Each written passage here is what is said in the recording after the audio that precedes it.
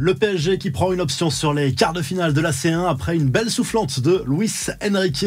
Encore des records pour Cristiano Ronaldo et le joli cadeau attribué à Antoine Griezmann. C'est le programme du journal du foot numéro 1460.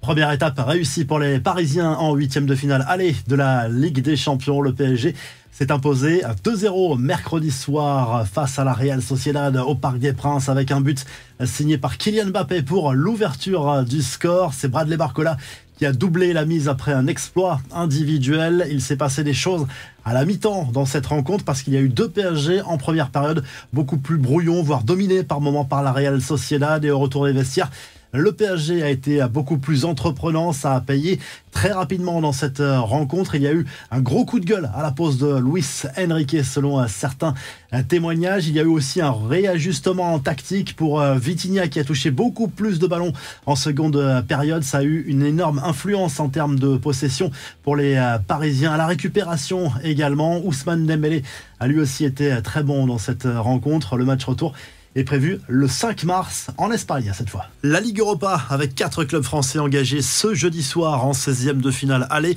Marseille va défier le Shakhtar Donetsk à Hambourg. Coup d'envoi à 18h45 sur RMC Sport. Lens accueille ensuite Fribourg à 21h à Bollaert sur W9 et Canal+ Sport pour les abonnés. Toulouse se déplace sur le terrain du Benfica Lisbonne. À suivre aussi le choc entre l'AC Milan et Rennes. Ça risque de chanter fort pour les Bretons à San Siro. 10 000 supporters du club français sont attendus en tribune. Parmi les autres affiches, on a aussi un joli duel entre le Feyenoord Rotterdam et la Roma.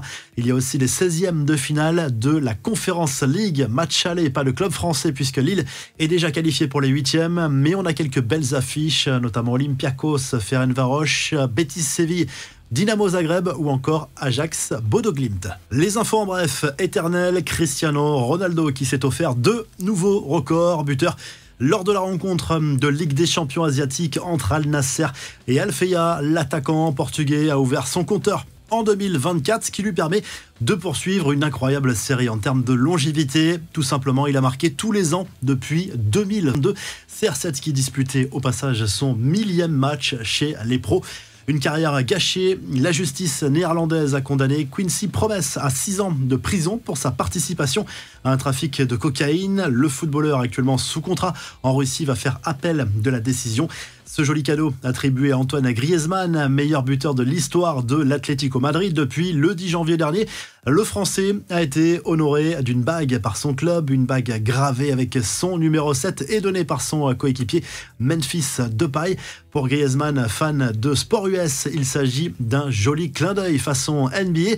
Enfin, Wayne Rooney, légende de Manchester United, va se reconvertir en tant que boxeur et il va intégrer une compétition qui rassemble des célébrités et surtout des influenceurs. Il devrait toucher au passage un sacré pactole, on parle de plusieurs millions d'euros. La revue de presse, le journal L'équipe revient bien évidemment sur la victoire du PSG en Ligue des Champions 2-0 contre la Real Sociedad. Et bien évidemment, le détonateur, c'est Kylian Mbappé.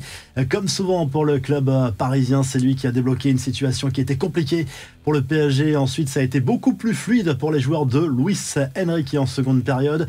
Du côté de l'Espagne, le Mundo Deportivo se penche sur le prochain mercato estival du FC Barcelone. Il va falloir vendre d'abord avant de penser à acheter. Mais le club Blaugrana vise plusieurs joueurs, notamment Martinelli d'Arsenal, Onana d'Everton ou encore Garcia de Gérone. Et en Italie, le Corriere dello Sport salue l'exploit de la Lazio Rome qui a fait tomber le Bayern Munich mercredi soir en 8e de finale aller de la Ligue des Champions. Score final 1-0 avant le retour en Bavière, mais la fausse note clairement de cette soirée, ce sont les insultes racistes à l'encontre du français Dayo Upamecano qui a été expulsé, qui a provoqué un penalty lors de cette rencontre. Insultes racistes sur les réseaux sociaux essentiellement. Si le journal du foot vous a plu, n'oubliez pas de liker et de vous abonner et on se retrouve très rapidement pour un nouveau journal du foot. Salut.